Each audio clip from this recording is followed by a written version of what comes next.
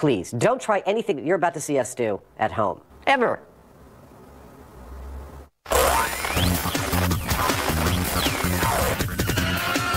On this episode of MythBusters, it's the first ever viewer special, where all our myths were found by fans. You asked, could cigarette butts be a lethal weapon? It bleeds! You demanded to know if putting a car into reverse could stop your car. Hey, did you see the smoke off those tires? You also wanted to know if sneezing with your eyes open could pop out your eyeballs. And if a tennis ball could serve as a lockpick. Don't try this at home. Then you even donated a car for some high explosives hijinks. So buckle up and get fired up, because this show is for you. Who are the MythBusters? Adam Savage. Ow, ow, ow, ow, ow. And Jamie Heineman. It's almost too exciting. Wow! Between them, more than 30 years of special effects experience. Cue dramatic music. Joining them, Carrie Byron, Grant Imahara, Danger! Warning! Warning! and Tori Belleci. $10. They don't just tell the myths, they put them to the test.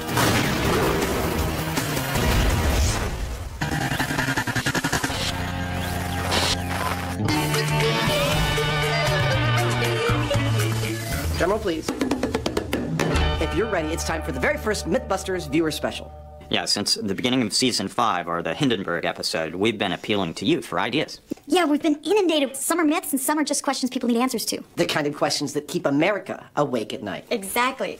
So we're just going to take the most popular ideas that the viewers are giving us, and we're going to test them here and now?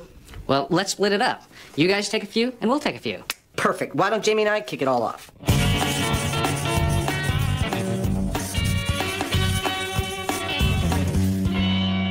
Are you ready for this? We're just about to do the most requested myth ever in the history of MythBusters. Over 10,000 people have asked us to take this one on. What? Okay, quite simply put, and I can tell you're really excited, but calm down. Okay, here it is. That if you sneeze with your eyes open, your eyes will pop out of your head and roll across the floor. Get out! Swear to God. Now, thanks to the viewer request, we're gonna take it on. Why does your poor body look so discombobulated, huh? Why do it, huh? Here, take a good sniff of this here, smell it so. Come In on, cartoons, a good sneeze can catapult you into the ceiling. In the real world, MythBusters fans reckon sneezing with your eyes open could pop them right out. So, is there anything to this myth, or will the eye pop sneeze be all washed out? The physics of this myth are nothing to sniff at. A sneeze is the fastest physical reaction of the human body, with the spray reaching speeds of over 120 miles an hour. So, perhaps this force is violent enough to propel your peepers out of place. For viewer myth number 1, the team gets straight into capturing some chews. The setup is pretty straightforward. Your basic grid, which we love to put behind all our high-speed shots. And Jamie and I need to sit in a chair in front of the high-speed camera and generate a sneeze. Hold our eyes open while we're doing it. The high-speed should make it absolutely clear if we're successful, and that should answer this question. Yep, it really is that simple. So, who's first for the sneeze shooting range? So, have you ever tried to make yourself sneeze? No, I get boogers all over my mustache. Despite his snot rocket reservations, Jamie takes the hot seat. And to induce sneezing, Adam tries a well-known tickly tactic. Does that help at all? No, it's me off, though. The Heineman isn't moved. So they try something from the cartoons. Pepper up the nose, perhaps with eye-popping results. My experience in the past with pepper, plain old black pepper, it makes me sneeze. So, what is it about pepper that makes you sneeze? Well, pepper, whether it's white, black, or green, has an alkaloid of pyridine called piperine, and this irritates the nerve endings underneath your mucous membranes, and it wants to get it out of there. So your nose wants to get the irritant out, and the only way it knows how to do that is to sneeze? That's pretty much it. All right. That is pretty much it. But for Jamie, it's just not working. It actually kind of makes me want to cough instead of sneeze, because it's burning all the way down my throat. Hey! Gesundheit. But unfortunately, there's a problem. Eyes totally closed. He lost his concentration. Eyes are totally closed. Oh, there's a little silvery booger there, too, right on his big old stash. It glints in the light. For this test, Jamie needed to keep his eyes open. But in the heat of the moment, he couldn't overcome the sneeze reflex. Well, dude, your eyes are closed there. I think we need another shot at this. I've got too much pepper in the system. I don't think I can do any more. All right, well, I'll give it a shot. Okay. Maybe Adam can keep his eyes on the prize. Good luck, buddy. There we go. I just had one of those, what the hell are we doing moments. Just like Jamie, Adam takes a big whiff of the pepper.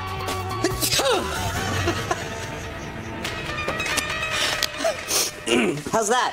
That was a sneeze. Yeah, I think I closed my eye. I'm pretty sure I did. I couldn't not.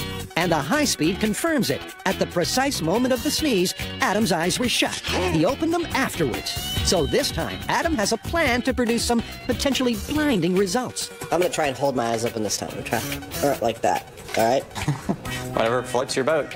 Adam's not leaving anything to chance. This time, he'll clamp his eyes open. But will he be able to sneeze without causing permanent damage?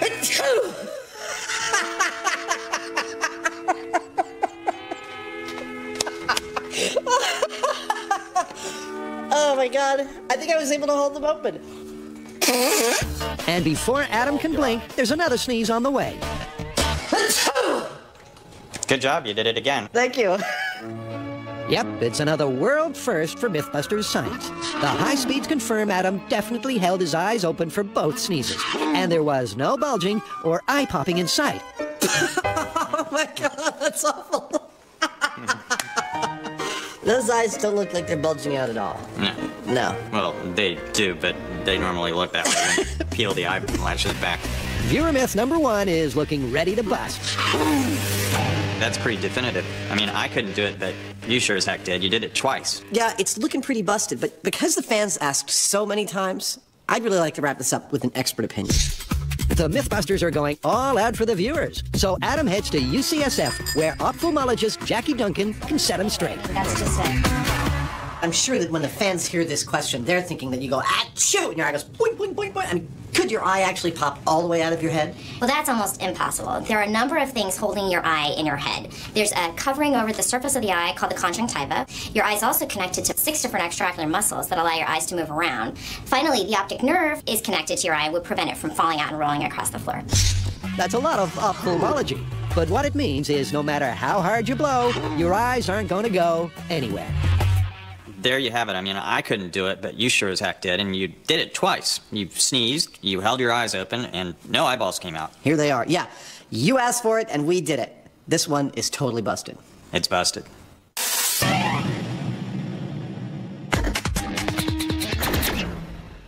Still to come, a fan donates a car for some Hollywood hijinks. And after the break, Grant and Tori try to stop with reverse. Hey, did you see the smoke off those tires?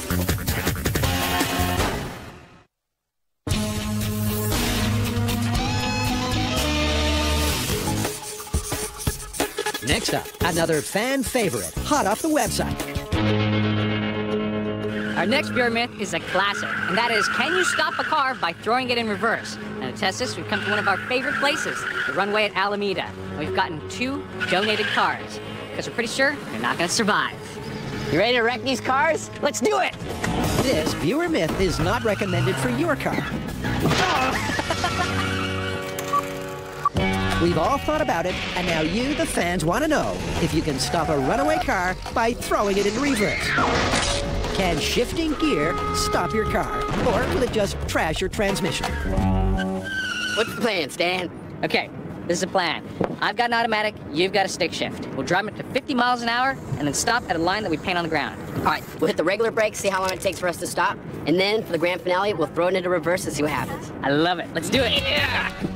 That's the plan. No frills, no fuss. You asked for it, and we delivered. All right, here we go, Grant. Ready? In 3, 2, 1, go. First up is the regular braking distance on the automatic. At 50.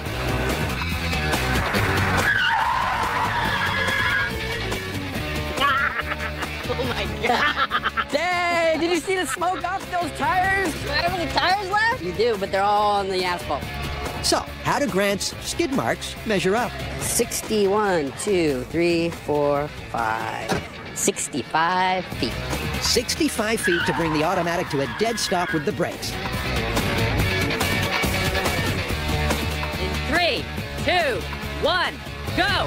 Tori accelerates to 50 miles an hour. And when he hits the stop line, he slams on the brakes. All right! Did you smell the rubber? Dude! That was fun! Nice. What are you doing? 70, 75, 80. 80 feet? 80 feet with the regular brake pedal. 80 feet for the manual and 65 feet for the auto ain't bad. Them's the brakes.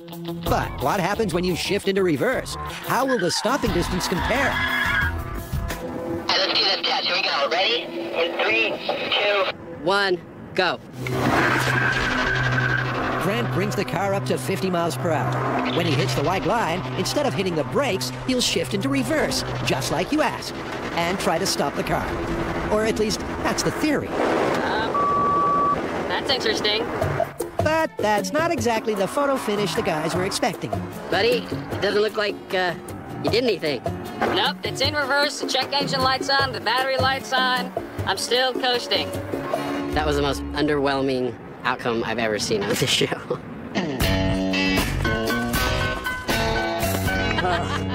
2,270 feet. Hey, it's a new record. That's an extra 2,205 feet from the brakes. Turns out the automatic has a safety device, making it impossible to engage reverse while driving forward. The reverse stop theory is running out of gas.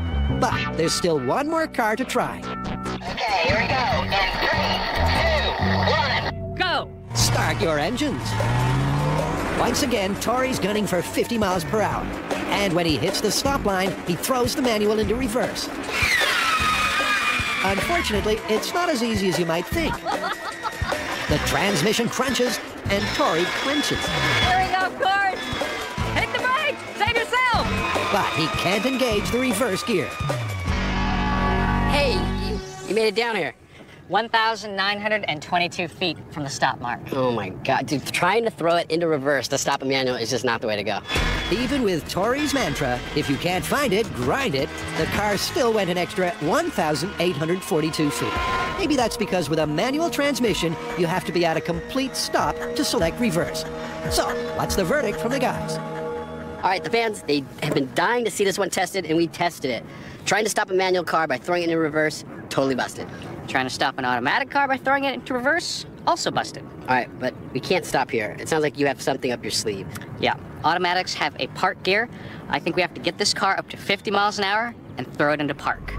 It's the viewer special, and we owe it to you to leave no stone unturned. The team revs up for one last try at trashing the transmission. Okay, everybody, heads up. This is the automatic. Going at 50 miles per hour, we are throwing it into park. In 3, 2... 1, go! They're going to park at 50 miles per hour. Will this give them the result they're after? Okay, you're at 50? Yep, at 50 miles an hour. Here's Here the it stop. comes! Oh! What? Nothing. What's happening? I'm in park. Even shifting into park didn't stop the car. Which means viewer myth number 2 is busted. That sucked! Later, the boys get fired up with some shotgun shenanigans. That's a thud. And Coming up next on MythBusters. See what happens when we take the family car out for a spin.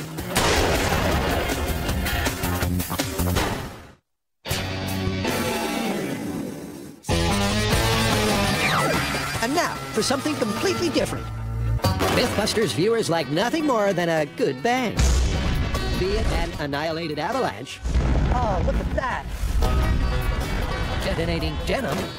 Or a cement truck turned torpedo. So, it's no surprise that viewers want more. All right, next one up says exploding car. Is that a myth? It's no myth. Some kid emailed me. He said he wanted us to blow up his parents' car. I told him, sure, why not, as long as he gets their permission. Well, I suppose it is a viewer request special, so we ought to honor it. Yeah, and I figure while we're at it, we should just use it as an excuse to test Hollywood explosions as opposed to the real thing. That's perfect. We do 2 explosions. One's like a big Hollywood fireball, and the next one's like the cement truck. The real deal. Perfect. Let's do it. It's a story inspired by Chris Cannella. He wrote in with a simple wish. He wants his parents' car obliterated. It may be this viewer's dream come true, but it's this car's worst nightmare. It's going to explode not once, but twice. And it's going to go down in one of the team's all-time favorite places. We are back at one of the fans' most treasured Mythbuster locations at the rock quarry where we blew up the cement truck and where we did 22,000-foot fall explosion. Today we're here to blow up a 12-year-old kid's parents' car. Twice. First time, it's going to be a movie-style explosion, like from the 70s TV shows that you grew up with. The second time, it's going to be a real explosion, and there's going to be nothing left. So the team's hoping for some car carnage, and retired FBI agent Frank Doyle is just the man for the job. We're going to fix it. We're going to do some instantaneous repair. As the bomb techs get technical, prepping the car for the Hollywood-style boom, Adam's pulling out all the movie cliches. Here's how it's going to set up. Camera's going to be right where camera is right now. Car's going to blow up. I'm going to be running. Oh, and I'm going to be diving, hopefully in midair as the explosion happens, and land safely on these mats. Then I get to live out my fantasy as a stuntman. With Adam adamant he's playing the role of stuntman, Jamie wants to first take a few safety precautions. So Adam, if you want to do that shot where you're running away from an explosion, yeah, and the explosion's in the car. I don't want any glass in my backside. Exactly, that's what I was thinking. Maybe I should take the windows out, huh? Yeah, can I do one? Okay, sure. Don't try this at home. With the glass out the window, the bomb squad takes care of the rest. This type of stunt is all about the visual effect. The main thing that people are going to be seeing here is just gasoline burning. Now, we are using explosives, but it is only to place under the gasoline to vaporize the gasoline and make it easier for the gasoline to burn. That's the theory. And with the gas in place, everything's ready for some movie-inspired mayhem. So, ready for a Hollywood-style explosion for your parents' car? Yeah. You got anything else you want us to blow up? Aside from my other parents' car. Well, where is it? It's party time. Let's do this. You feel ready? Oh, yeah. All right, give me a high five. Excellent, let's go. With everything set, stuntman Adam does his stretches. And then it's go time. Fire in the hole! 3, 2, 1!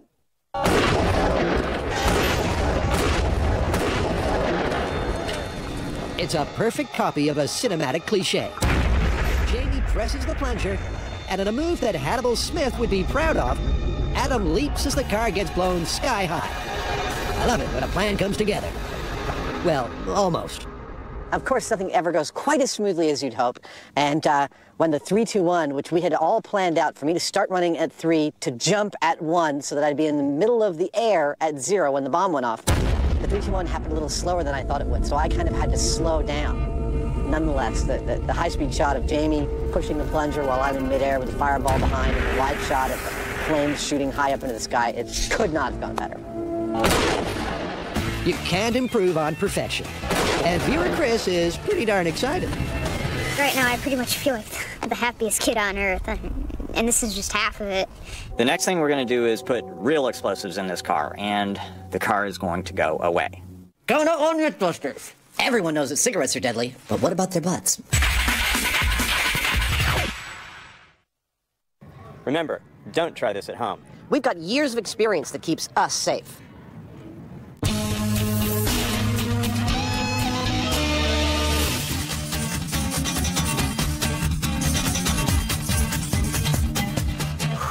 So what's the next story? It's called Killer Butts, and it's not about somebody's rear end. Okay, I gotta know, what is the story? Well, a couple of good old boys decided to get drunk and mess around with guns. Generally not a good idea. But anyway, one of them decided to put 3 cigarette butts down the muzzle of a muzzle-loading rifle, and just for fun, fired at his buddy. It didn't turn out well. Sounds like it's a bad case of heartburn. It killed him. Ooh. Alcohol and guns may be great on their own, but together they're never a good combination. Add cigarettes to the mix, and you've got a visit to the ER just waiting to happen. The story goes that 2 alcohol-fueled buddies had a boozy idea. They loaded up a rifle with 3 cigarette butts, took aim from 7 feet, but that's when things went horribly wrong. And you, the viewers, want to know if this could really happen. I just had the funniest daydream. Anyway, so what's the plan? Well, it's pretty straightforward. We get a ballistics gel dummy, some cigarettes, some gunpowder, a muzzle-loading rifle, and a firing range. You know, in this one, I'd also like to add a heart to our ballistics gel test subject. That way, if a cigarette gets all the way through the skin and into the heart, we know we've got death. Well, it's kind of gross and smelly. I like it. It's never stopped us before. The plan is to pack a muzzle-loading rifle with black powder and 3 cigarette butts. Then take aim at a ballistics gel dummy from 7 feet for some heart-stopping action. So while Jamie rustles up a rifle, Adam shoots to the workshop to fire up a boozy ballistics buddy. Like a lot of other myths where we've got something deadly that occurs, we're going to test this by making a human analog to show whether or not death has occurred. In this, I'm using a very old MythBusters torso mold, which we've used on countless myths. Except I'm pouring into it a brand new ballistics medium we've got. This stuff is totally clear. Like regular ballistics gel, this stuff has the same properties as human tissue, but has the added bonus of being crystal clear. That'll help the team see right through to the heart of the matter. If any of these cigarette butts actually reach that heart, we will know that not only are cigarettes deadly, so are the butts. For this viewer myth, only a shot through the heart will do. So the pig's heart is perfectly suspended. I like its placement. I like its distance back from the front. All that has to happen now is the ballistics media has to cool down, and then we can experiment with it. And with a miracle of television, 12 hours pass in a heartbeat. This is going to be great. This stuff is perfect. With Buddy all set, they pack up the shooting party and head out to the range to meet an old friend. Hi, Al. How you doing, Jamie? Nice to see you. Always a pleasure. Yeah. Well, welcome to South San Francisco Police Department. To test the killer butts, Adam and Jamie are back at the familiar ground of South San Francisco Police Department gun range. And to help them get fired up is Master Sergeant Alan Normandy. Al, we have a doozy for you today. Well, I'd love to hear this one. This one is a guy who decides to do an experiment with his .50 caliber black powder rifle. He loads it with a black powder charge, but instead of a bullet, he actually puts in 3 cigarette butts and shoots at a friend of his, killing his friend. Well, I always heard tobacco will kill you, but this is the first way that I've heard that's different from smoking it. So let's see. Jamie brings out the big guns with an exact replica of the rifle used in the myth. Looks good to me. It's a nice one, huh? It's pretty. It certainly is a beauty. And soon Buddy's going to be staring down its barrel. But first, a word from his creator. For us to confirm a kill from the cigarette butts, we'd need to see them go through the front of the chest and into the heart. Now, we didn't put a rib cage in this because the myth isn't that the cigarette butts got through the spaces in a rib cage. It's whether or not they actually pierced his heart and killed him. So which one of you guys is taking the shot? I'll take the shot. I'm a better shot anyway. Jamie will take the shot. And as they load the rifle, Adam has a revelation. Now, this is the moment where the whole scene plays itself out, right? I look down at that, I go, oh, well, hell, look, they fit right in there. Hey, what say you stand right over there and I shoot you with that? Yeah! That sounds like a great idea. Once the rifle is locked and loaded with the 3 cigarette butts, Jamie takes aim from 7 feet, the same distance as the myth. All right, Jamie, this is 3 cigarette butts, 80 grains of black powder from 7 feet. When you're ready. Stand by for smoke. That's a thud. Indeed it was, but was it a long shot, or is Buddy heartbroken? All right, let's see what happened here. I see a lot of fluff. I don't see any penetration. I don't see any subcutaneous damage here. Buddy survived the first test, and on closer inspection, Al thinks he knows why. There's black powder all over Buddy's chest. What the unburnt powder suggests to me is perhaps that the powder charge isn't tightly packed enough. If we pack it tighter, we get more pressure, perhaps more penetration. So Al's theory is that the black powder didn't all burn, meaning the butts weren't traveling at maximum speed. So for test 2, they'll pack the butts in tighter for a faster exit velocity. There we're talking. You can hear it squeak when you push it. That's much better. Okay, so second shot, more wadding, whenever you're ready. Oh, that looked impressive. Sounds impressive, but what's Buddy's prognosis this time?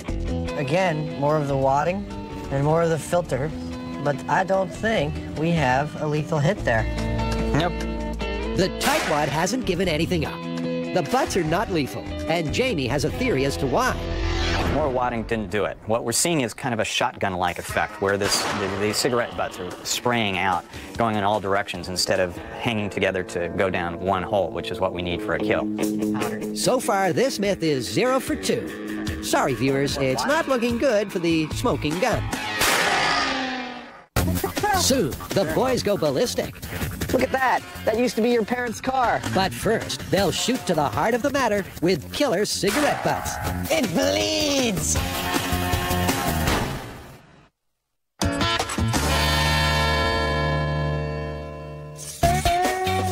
Next, the team serve up another viewer myth.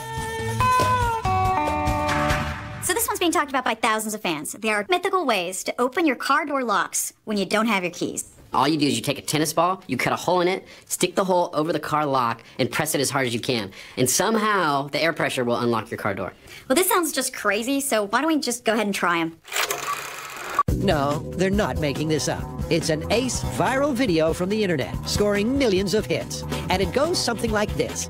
A humble tennis ball serves as a lockpick. With a small hole cut into the ball, the leading lady holds the hole to the lock, squeezes the ball, and hey presto, the car unlocks. So, does this actually work? Tori gets the balls rolling. Okay, what do you got? All right, so I looked at the video, and she had cut a hole about this size. And what they're saying is the air pressure is opening up the car door lock. The pressure from the ball. From the air pressure from inside the ball. So what I'm thinking is, if it's about air pressure, I cut another smaller hole in this tennis ball, and hopefully that'll give us a stronger stream of air. That's all they need. 2 tennis balls, 2 different air pressures, and of course, the lock.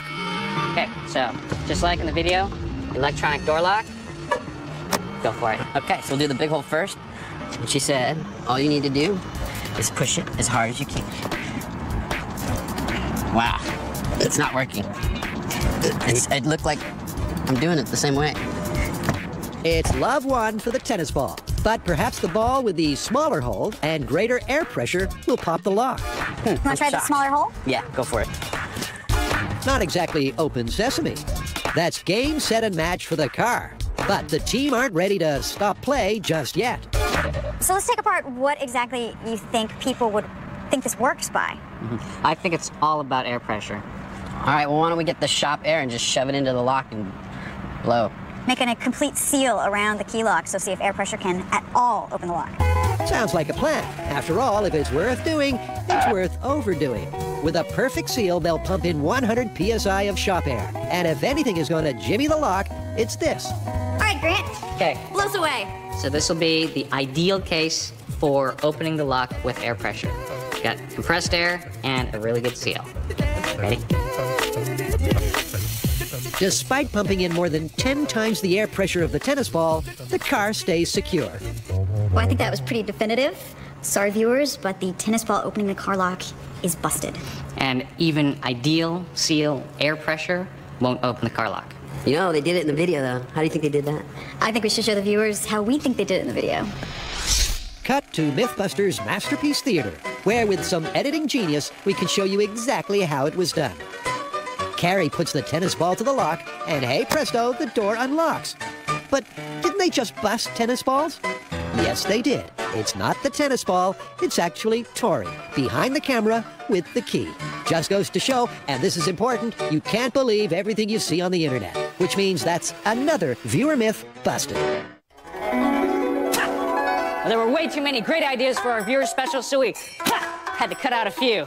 But if you want to see more sword-stabbing action, log on to discovery.com/MythBusters and check it out.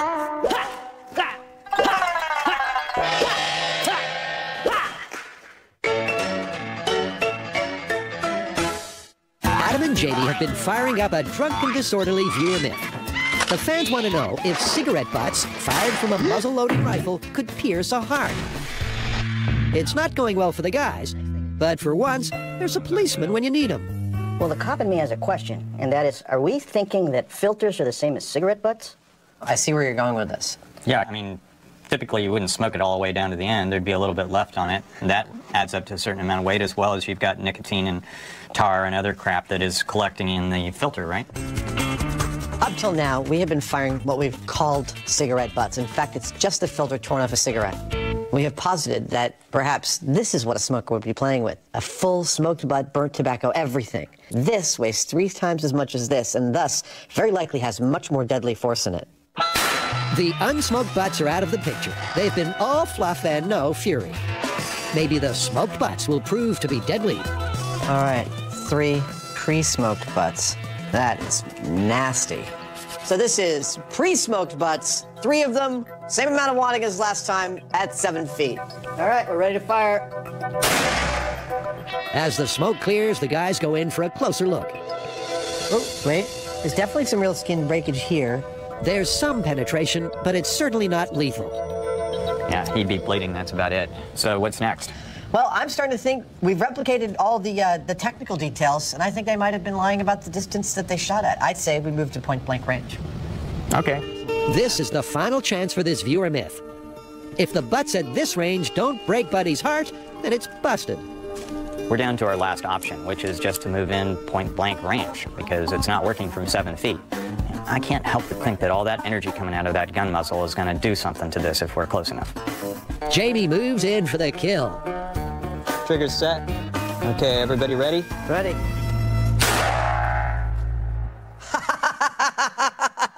Look, it bleeds. That's a shot through the heart. And Jamie's to blame. Does it feel like you're going into the heart? Dude, yeah, it does. I believe what we have there is what I'd call a confirmed kill. That's lethal. He's dead. A few feet made all the difference for Buddy. The dummy is dead. No ifs, ands, or, well, buts. And it also goes to prove the golden rule with guns. Don't aim a gun at anything you don't intend to destroy. Wise words. So, what's the verdict for killer cigarette butts? So, cigarette butts fired at point-blank range. Is he alive or dead? Dead. Dead. And that makes the status of the myth? Confirmed. Coming up, it's the viewer special grand finale, and we're going out with a bang.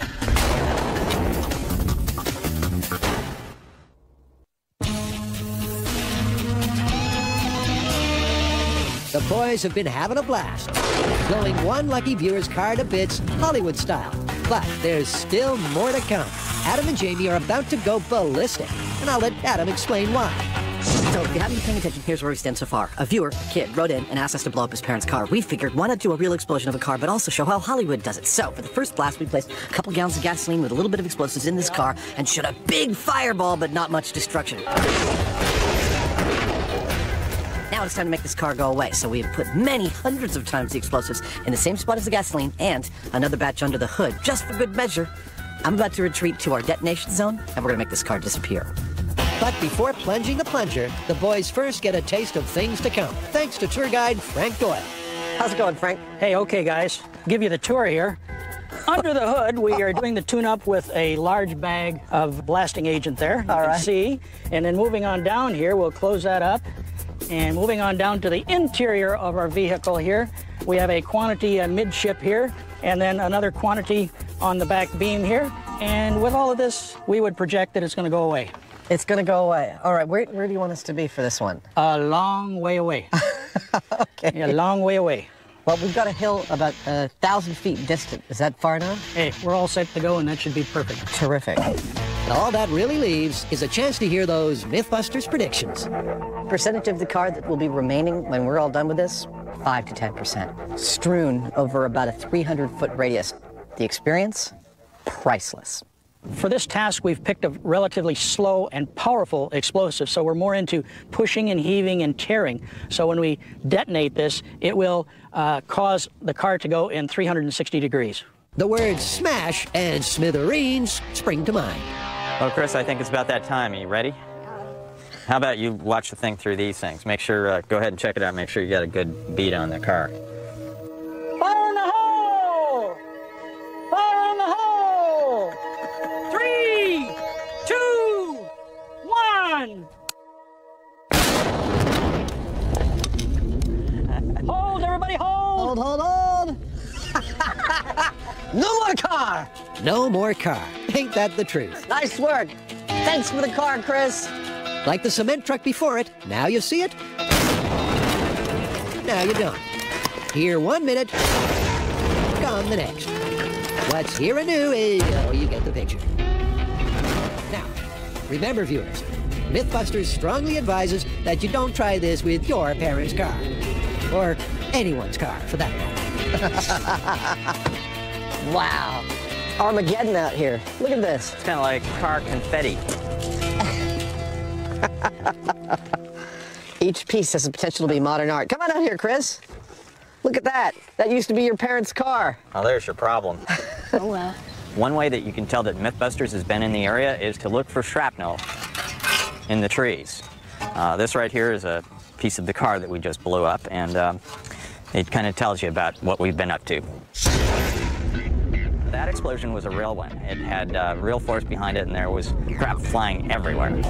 Ain't that the truth? The movie magic was a blast, but it pales in comparison to what real explosives can do. I think that while some may look at the car after our first blast and go, well, I would call that car destroyed, I think this makes my case that there is a real difference quite clearly.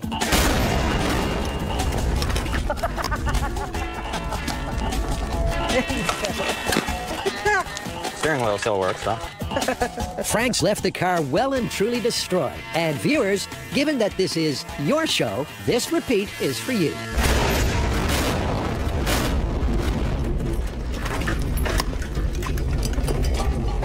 Well, Chris, Jimmy, I think our work here is done.